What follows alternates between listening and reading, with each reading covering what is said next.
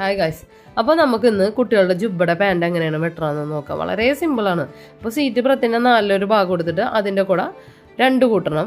Middle length വരുന്നത് seat ബ്രത്തിൻ്റെ 1/3 ഭാഗം എടുത്തിട്ട് 2.5 വേണം കൂട്ടാനായിട്ട്. ഈ 2.5 കൂട്ടുന്നത് മുകൾ ഭാഗത്ത് എലാസ്റ്റിക് ഇടുന്നതാണ് ഈ 2.5.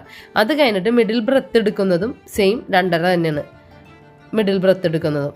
എന്നിട്ട് സീറ്റ് ബ്രത്ത്, അതായത് മുകൾ ഭാഗത്തെ സീറ്റ് ബ്രത്തിൽ നിന്ന് മിഡിൽ ബ്രത്തിലേക്ക് ഒരു കർവ് വരച്ചു കൊടുക്കാം. എന്നിട്ട് ഈ മിഡിൽ ബ്രത്തിൻ്റെ അളവ് നമ്മൾ ടേപ്പിൽ എടുത്തിട്ട് താഴ്ഭാഗത്തേക്ക് ആ അളവ് എടുത്തിട്ട് അതിൻ്റെ സെൻറ്റർ അടയാളപ്പെടുത്തി കൊടുക്കണം പെയിൻറ്റിൻ്റെ താഴ്ഭാഗത്തായിട്ട്. എന്നിട്ട് ആ സെൻറ്ററിൽ നിന്ന് വേണം അപ്പുറത്തേക്കും ഇപ്പുറത്തേക്കും ഒരു അളവ്, അതായത് 2.5 ഇഞ്ചാണ് കേട്ടോ കാലിൻ്റെ വണ്ണം ഇവിടെ കൊടുക്കുന്ന കുട്ടികൾക്ക്. കുറച്ചും കൂടി ടൈറ്റ് വേണമെന്നുണ്ടെങ്കിൽ നമുക്ക് 2 ഇഞ്ച് എടുക്കാം, 2.25 2 ഇഞ്ചൊക്കെ എടുക്കാം.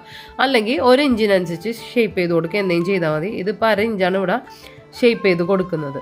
അപ്പോൾ എന്നിട്ട് മിഡിൽ ബ്രത്തിൽ നിന്നും ഒരു വശത്ത് മിഡിൽ ബ്രത്തിൽ നിന്നും കാലിൻ്റെ അടയാളപ്പെടുത്തിയേക്കണതിലേക്ക് അടയാളപ്പെടുത്തി കൊടുക്കുക. പിന്നെ ഇപ്പുറത്തെ സൈഡിൽ നിന്നും ഈ കാലിൻ്റെ താഴ്ഭാഗത്തേക്ക് അടയാളപ്പെടുത്തി കൊടുക്കുക. എന്നിട്ട് നമുക്ക് വെട്ടിയെടുക്കാം. 4 വശവും വെട്ടി കൊടുക്കണം കേട്ടോ. ഓപ്പൺ ആയിട്ടില്ലെങ്കിൽ ഇപ്പുറത്തെ സൈഡും ഓപ്പൺ ആക്കി കൊടുക്കണം.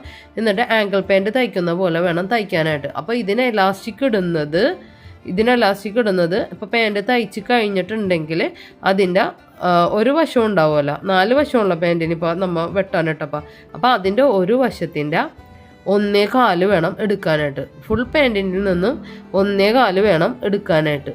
അപ്പോൾ അത് കറക്റ്റ് അളവാണ്. ആങ്കിൾ പാൻറ് തയ്ക്കുന്ന വീഡിയോ ഞാൻ ഇതിനു മുമ്പ് ഇട്ടിട്ടുണ്ട്. അപ്പോൾ അത് കണ്ടിട്ടുണ്ടെങ്കിൽ പാൻറ് എങ്ങനെയാണ് തയ്ക്കണമെന്ന് മനസ്സിലാകും. എൻ്റെ വീഡിയോസ് നിങ്ങൾ ആദ്യമായിട്ടാണ് കാണുന്നതെങ്കിൽ സബ്സ്ക്രൈബ് ചെയ്യാൻ മറക്കരുത്.